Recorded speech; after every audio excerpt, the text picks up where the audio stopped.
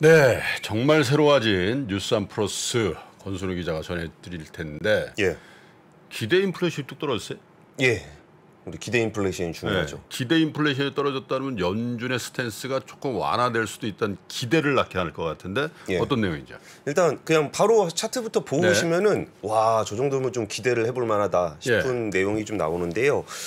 미국의 기대 인플레이션이 11개월 만에 최저치로 떨어졌습니다. 저 얼마나 빠르게 올라갔는지도 11개월 보이고, 만에 최저치. 예. 얼마나 빨리 올랐는지도 모르고 끝에 떨어지는 것도 굉장히 급격하게 떨어지는 모습을 좀 보여주고 있는데요. 아무래도 국제 유가가 좀 하락을 하면서 미국 사람들은 휘발유 값에 굉장히 예민하잖아요. 그렇죠. 그러다 보니까 인플레이션에 대한 심리가 많이 완화가 됐습니다. 1년간 예상되는 인플레이션 중간값이 한 지난달 5.7%를 기록을 했는데요. 지난해 9월에 5.3% 이후에 가장 낮은 수준입니다. 전월 대비로 해서도 무려 0.5%포인트가 하락을 했고 6월 당시 사상 최고치가 6.8%였거든요. 그러니까 2달 연속 떨어졌습니다. 이게 아무래도 기대 인플레이션은 좀 배럴당 유가가 한 120달러 정도 가다가 최근에 한 80달러대까지 좀 떨어졌거든요. 그러니까 잘하면 80달러도 깰 것 같은 분위기도 잡혔었어요. 제가 근데 어저께 밤에 뉴스 보니까 다시 올랐어요? 아니 그러니까 이란 핵 문제가 조금 꼬이는 분위기가 좀 있어 보이더라고요. 그래서 그거에 대한 기대감도 조금 있었는데 그 이란 핵 문제도 좀 보실 필요가 있는 것 같고요. 그리고 또 이제 집값 하락 전망이 높아진 점도 기대 인플레이션 완화에 영향을 좀 미쳤습니다. 앞으로 1년간 주택 중위 가격 변동률이 2.1%를 기록을 했는데요.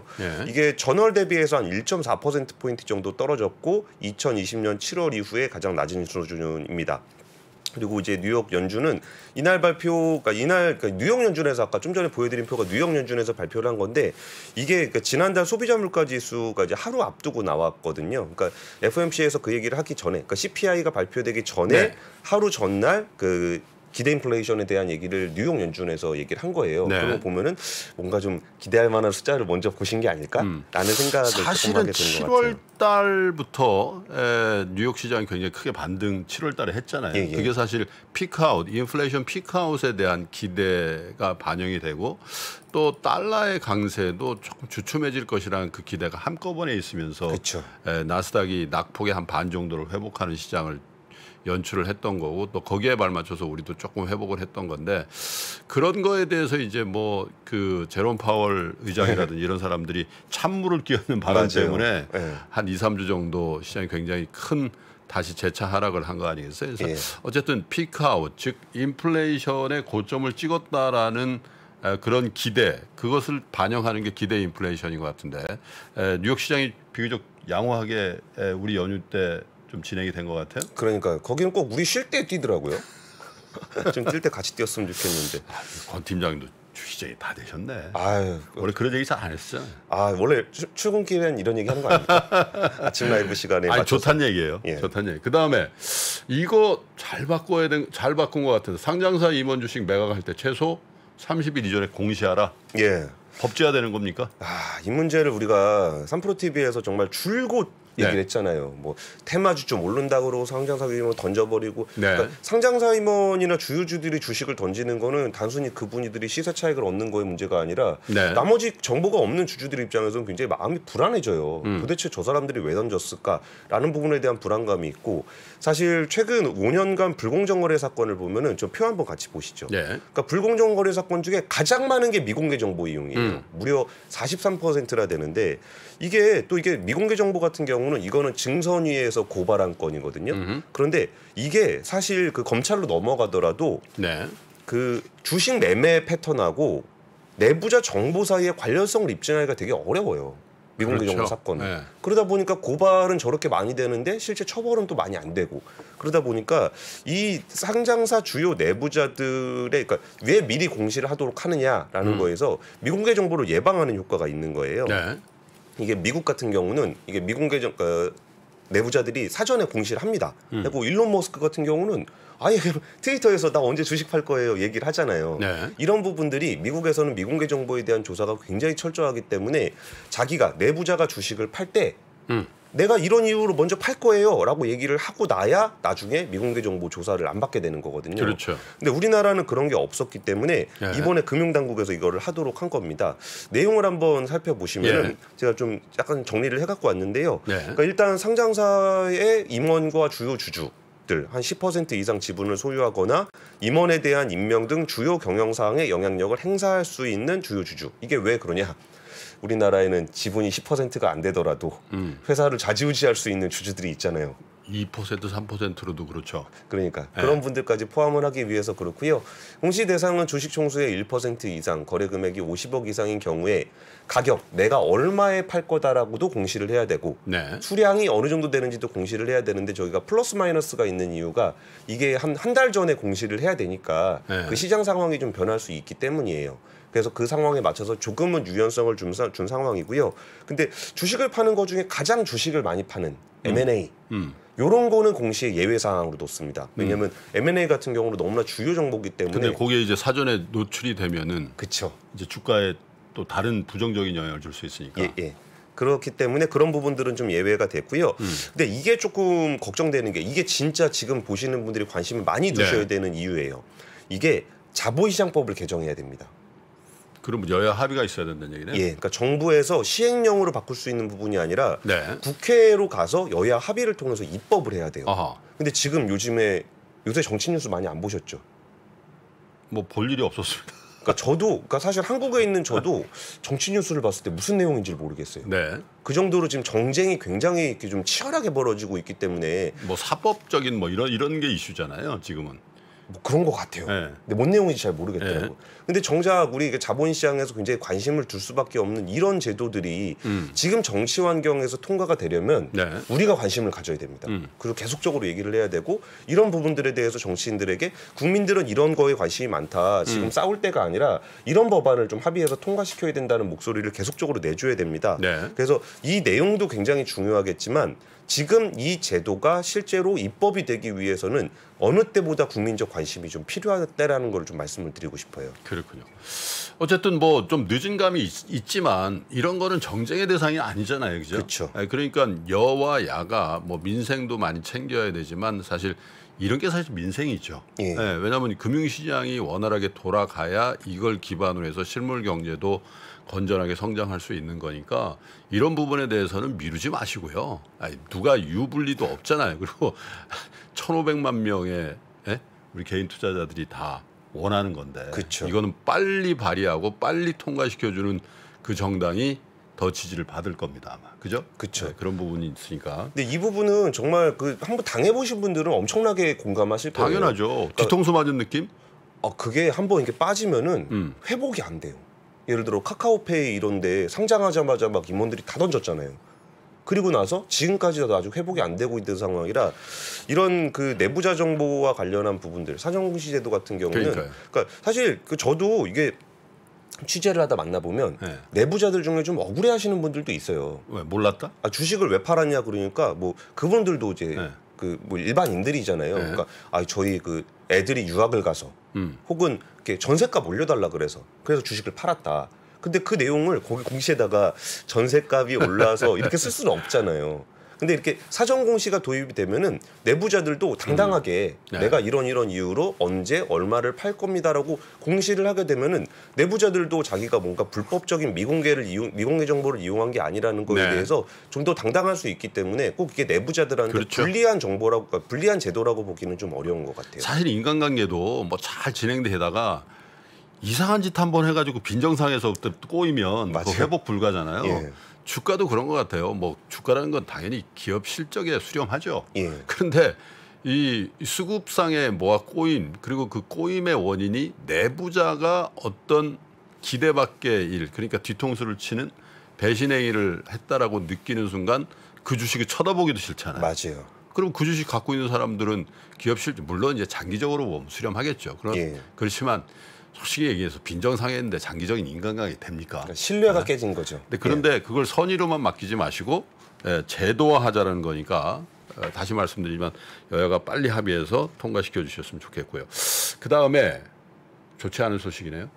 OECD 국가 중입니까? 이게 경제선 주요 35개국 중에 20위 한국 경제 성장률이 예, 예. 중하위권이네요. 중하위권이죠. 네. 아, 우리나라가 그래도 거의 뭐 높게 보면 7위, 네. 뭐 무역 기준으로 보면 11위 경제대국인데 그러니까요. 이게 OECD 국가 중에 통계 발표 안 한 나라 5개 빼고요. 네. 거기에 중국이랑 인도네시아를 포함한 35개국의 2분기 실질 GDP 성장률을 한국은행이 조사를 했어요. 그런데 이게 우리나라가 0.7%, 우리 성장률 0.7%로 35개 국 중에 20위를 차지했습니다. 네. 순위를 한번 보실까요? 이게 1분기에는 18위였거든요. 근데 2개 단위 떨어졌어요. 보면은 와, 저 제일 충격적이었던 게 일본보다 성장률이 낮습니다. 네? 일본보다 성장률이 낮아요. 아, 우리가 이게 다른 건 몰라도 17, 20, 35가 아시아 3국이군요. 한중일. 맞아요.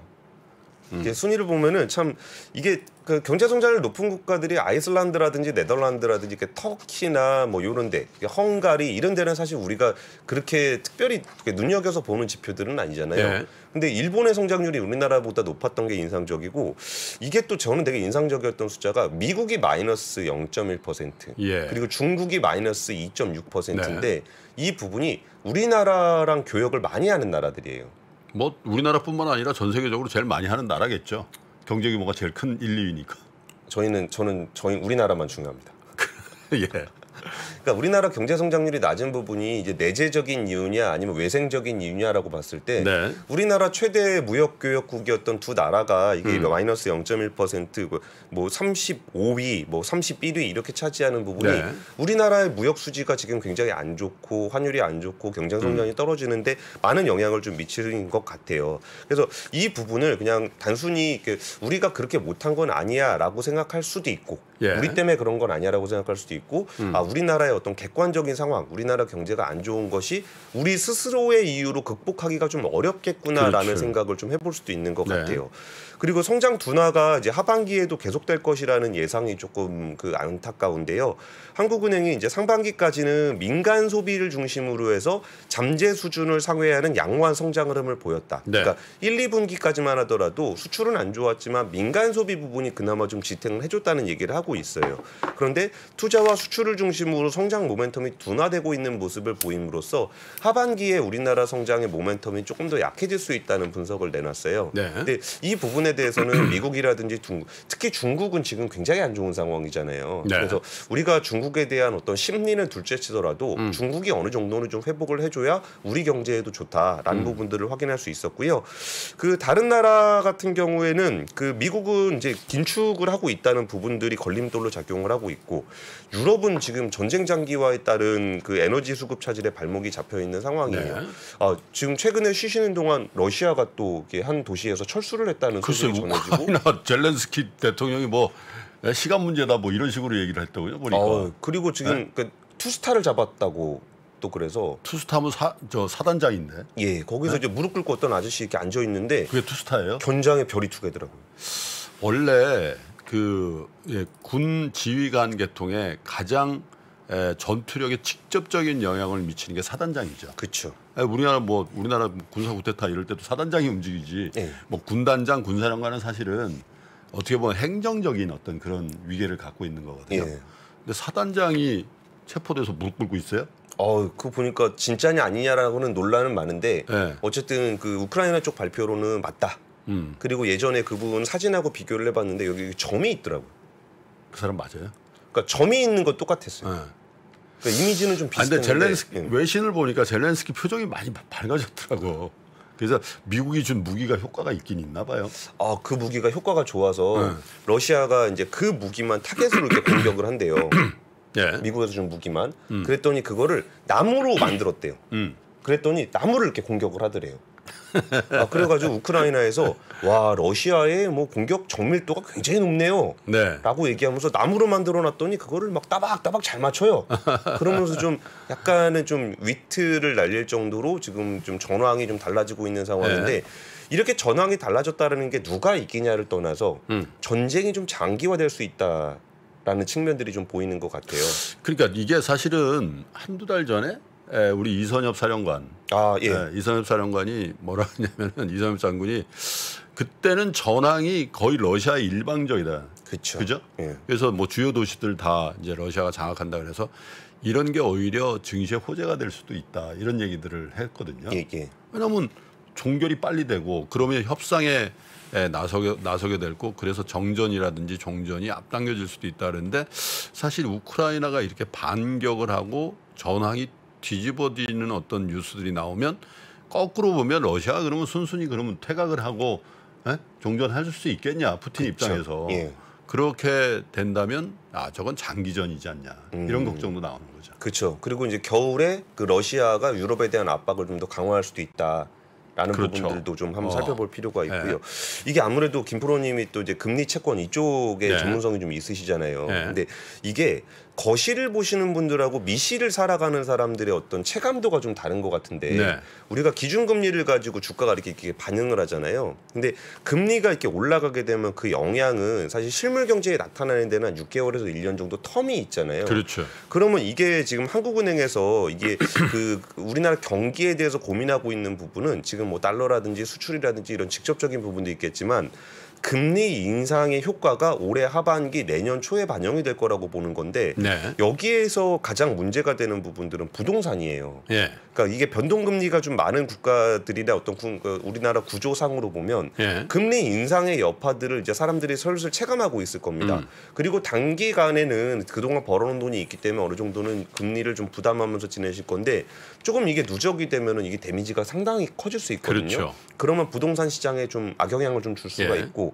그러면 이게 실물 경제를 중심으로 해서 경기 침체라는 걸 우리가 체감하는 날은 좀 뒤늦게 오게 됩니다. 그래서 어떤 물가 상승률이 낮아지고 기준금리의 어떤 그 인상 속도가 줄어든다거나 아니면 멈춘다거나 이런 것까지를 우리는 주식시장에서 기대를 하게 되는 건데 이 높아진 금리 수준이 실물 경제에 반영이 되면은 내년부터 우리의 생활은 좀 더 팍팍해질 거라는 거를 어느 정도 염두에 두셨으면 좋을 것 같아요. 그렇군요. 자, 뉴스 3이 훨씬 더 알차지는군요. 계속 미시 위주로만 하겠다 그래서 사실은 여론 반영이 여론들이 이 거시적인 것도 좀 해줬으면 그런 여론이 있었는데 그걸 우리 권 프로가 잘 반영을 하신 것 같아요. 제가 눈치 엄청 보고 있습니다. 뭘 눈치? 그래가지고 아까 좀 전에 댓글에 포스코 얘기 좀 해달라 그래요. 포스코 얘기도 사실 준비하긴 했거든요. 근데 너무 미시 얘기만 하시면은 아침에 조금 그러니까 포스코 얘기는 이전에도 좀 했었고 해서 저의 그 부족한 부분을 채워주실 그 김프로님의 미스터 마켓. 아니 그거 없이 그냥 4개 있으면 4개 하세요. 아닙니다. 꼭 해야 되는 건 아니에요. 꼭 해야 됩니다. 신고가에 5만 원 돌파할 때 5만 원에 따라 살 수 있나요, 우리? 내가요? 5만 원이 다시 내려가서 2만 원까지 와서 2만 원 떨어지면 신저가예요. 거기서 구매해서 쓸 수 있나요? 주식시장에 절대 변하지 않는 것이 두 가지 있습니다. 주가의 기본적인 움직임 그리고 투자하는 사람들의 심리입니다. 내가 팔면 오르고 사면 떨어진다고요?